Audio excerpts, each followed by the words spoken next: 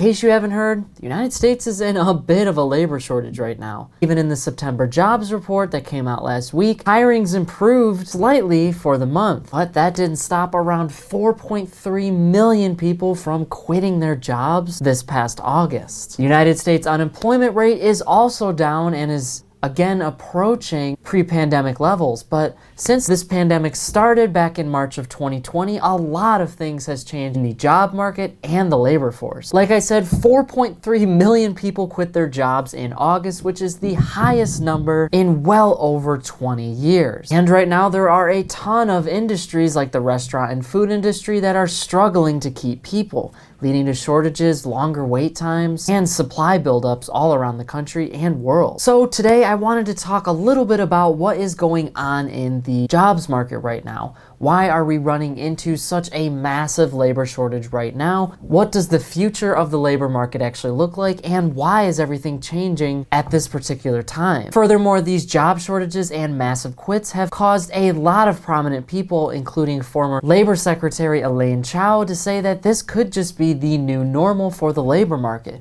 meaning that massive quits, bonuses, and supply chain issues could be the new normal throughout the world. On the other hand, though, you have some pretty prominent names like Jamie Dimon, who believes supply chain issues are not going to last much longer, meaning that we're actually going to reach demand and have plenty of jobs created by next year to supplement some of these supply chain issues. And if this does end up being the new normal, what is that going to mean for you, and more importantly, your wallet? We're going to break down all of this and more, so be sure to stick around till the very end of the video to learn everything you need to know about the labor market, this current shortage, and what might be coming next. But before we get into all of that, do me a quick favor and smash that thumbs up button below. Hit that notification bell too. That way you get to see every single time we upload brand new videos, and new money minds around the world can see our videos too. That way we can continue to grow and make awesome content just like this. The mass resignation is what a lot of people have called this current labor shortage. We're seeing millions of people quit their jobs all at one time, something that hasn't happened to the labor force in about 20 years. This is all happening when a ton of economists are saying that our economy is supposedly growing. In fact, in the second quarter of this year, the United States real GDP grew by about 6.5%, a massive improvement from the same quarter back in 2020. That showed that a lot of Americans were back to work, and a lot of our industries that closed down back in 2020 were again thriving. And this goes beyond our previous estimates, because a lot of economists and investors on Wall Street believe that we may be in a recession and actually lose money in our GDP for the foreseeable future, maybe even into 2023. This is also why you saw a ton of benchmarks come out from the Federal Reserve indicating that 2023 would be the year that things would go back to the new normal. But as we can probably guess, this pandemic and our economy is something that cannot be easily predicted. So what exactly is going on in this labor shortage, and where did all of these resignations and quitting employees actually come from? Well, in order to understand what exactly is going on right now, we've kind of got to look at what happened back in March of 2020.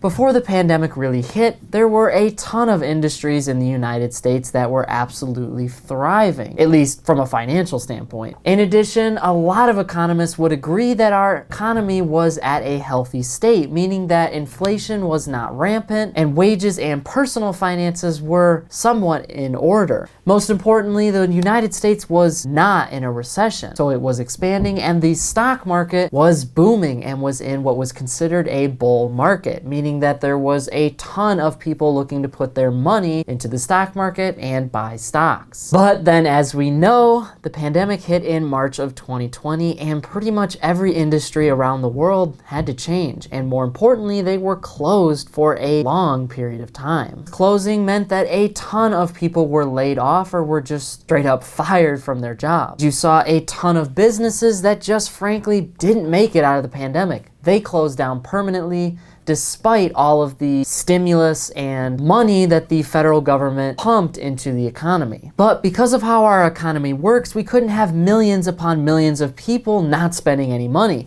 And the only way for people to spend money is if they work. And if they can't work, nobody is getting a paycheck. This is when we saw the federal government pour trillions, yes, with a T, trillions of dollars into the economy via stimulus checks, unemployment programs, and personal loans for businesses. These were all meant to stimulate the economy, so the federal government gave businesses and people trillions of dollars so that they could go out and spend that money. If businesses are making money, then hopefully they can continue to thrive and employ people. This lasted 4 months in 2020, and you had millions of people who were getting unemployment assistance from the federal government. And this was on top of the financial assistance that they would normally get from their state. In some circumstances, though, this assistance, at least for some circumstances, was pretty good money. I mean, a lot of people were gaining a lot more income than they would at their minimum wage job. So as this stimulus continued to prolong, things began to open up again. People held off going back to work for as long as they could. They were making pretty good money. In addition, the pandemic created a ton of uncertainty around the job market. I mean, not a lot of people knew if their jobs were even going to exist when they came back to work.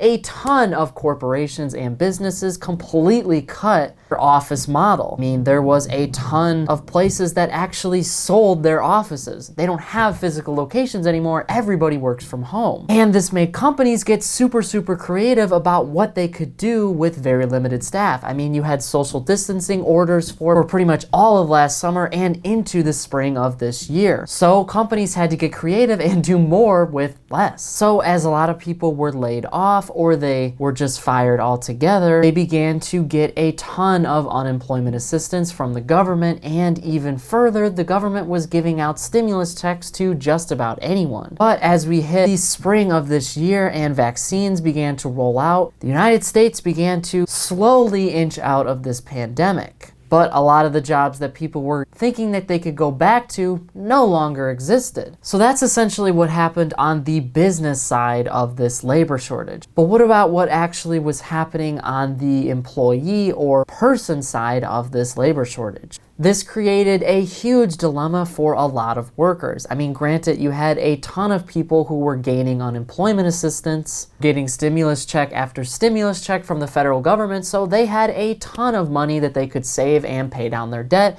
In addition, all of their monthly bills were covered under all of this unemployment assistance. There was no reason to return to work, but then you had some other people who did need to return to work. All of this unemployment assistance was not enough for them to continue living their standard of life, and the cost of living in their area was just way too high. But the pandemic put a lot of people indoors, which means people had a ton of time to think about what they wanted for their future, and that included their career. A ton of people were thinking about a lot of things they might not have previously considered when getting a job, such as actually having really good insurance in a position and what the work-life balance actually looks like for a job like that. People really looked at these job postings as a way to find a career that fit them.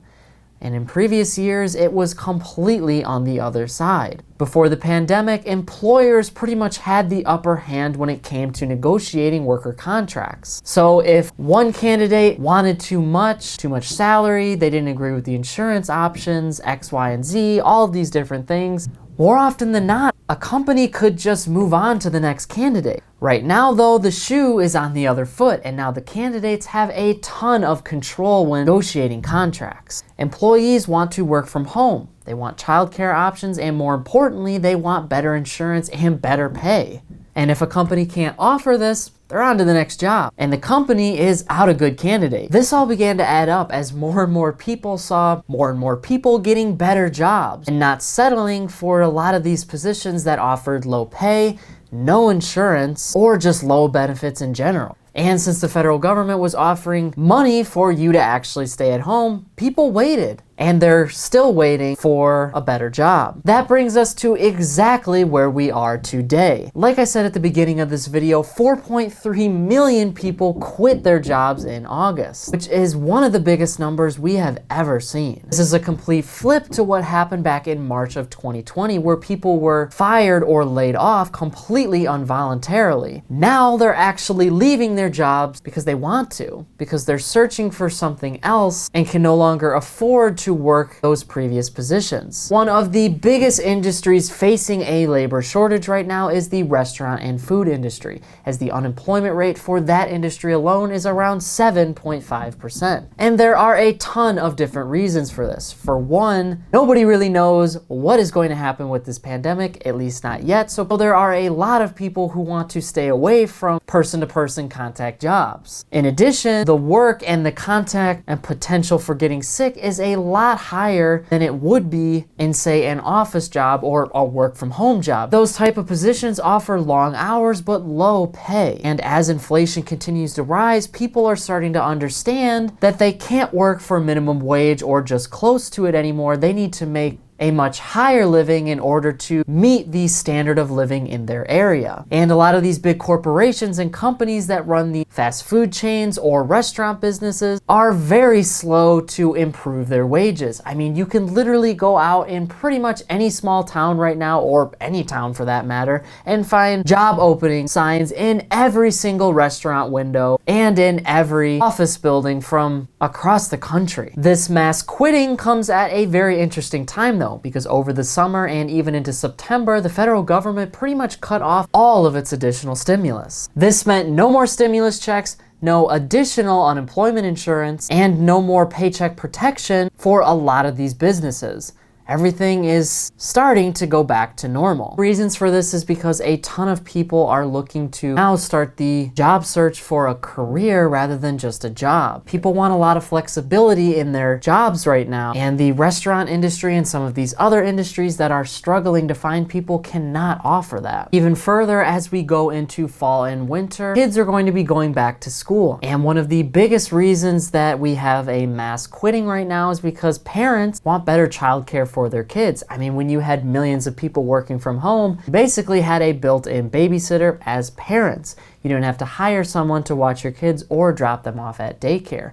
But as we continue to go back into the office, as people go back into restaurants and working, physically being there means that somebody needs to physically be there with their kids. Some parents are quitting in order to find a career that can support that. And you're probably wondering, how is it that millions of Americans can afford to not actually work for months on end? I mean, if all of this government stimulus has ended, like stimulus checks and the unemployment program, then where are all these people going to get money to support themselves? Well, this is very interesting because for one of the first times in history, we saw a ton of people actually save money in 2020 and in 2021 and pay down a ton of debt in 2021 and 2020 as well. During the pandemic, or at least the thickest part of the pandemic, spending dropped by around 3% in the United States. In addition, saving money actually increased between 5 and 10% in 2020 and 2021, which means Americans were spending less and saving more. And there was a ton of people that were actually paying down a good portion of their debt, which means they have less monthly payments. For a lot of people, when they lost their jobs or were laid off back in March of 2020, they began receiving this additional unemployment assistance and stimulus checks from the government. And some people initially saved all of that extra money, so they would have enough money to live off of, and then anything extra they just saved. This went on for months, and people ended up saving a ton of money. But a lot of people ended up saving so much money that now they are well protected in case they lost their job, because people were so scared last year that if they were to lose their job, they would lose all their money. So they built up an emergency savings account. An emergency savings account is a great thing, but in this case, it means that millions of people have money to actually fall back on and have time to now search for careers. Normally, you have millions of Americans who cannot afford to quit their jobs. They have nothing in savings, and debt pretty much keeps them down.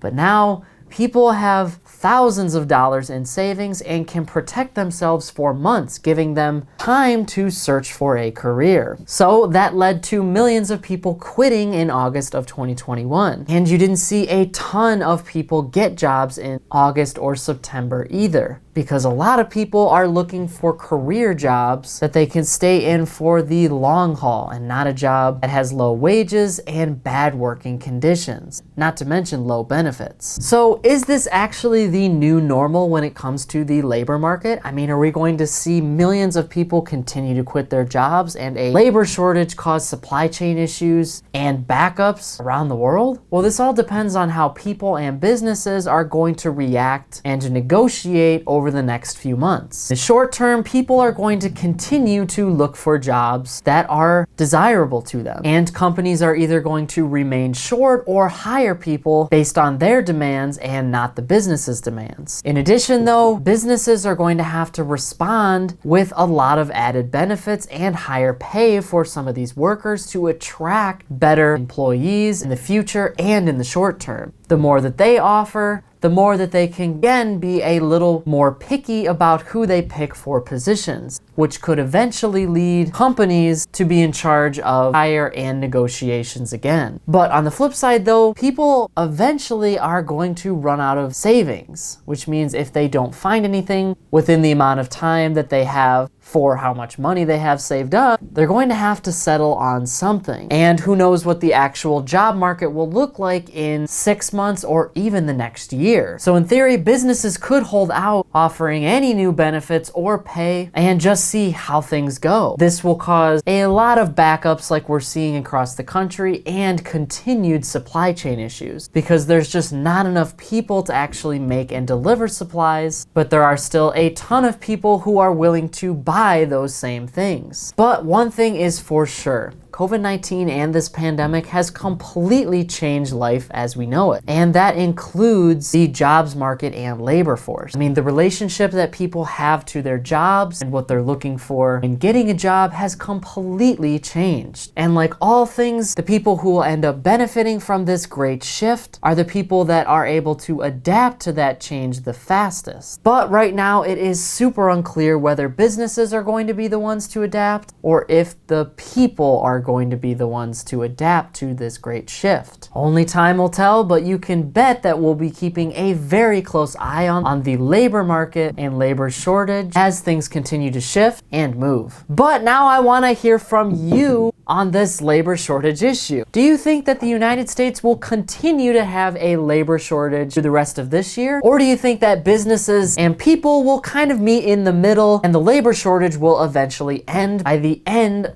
of 2021. In addition, what do you think about the actual shifts in the labor market? Do you think that people are right to prioritize their job and work-life balance over a paycheck? Or do you think that cash is king and that people should focus on making money before anything else? Whatever your thoughts are, leave a comment below before you go. Money Minds, that is it for today's business and financial news breakdown. Thank you so much for watching. If you like this video, make sure to hit that subscribe button below. Keep hustling, and I'll see you all in the next one.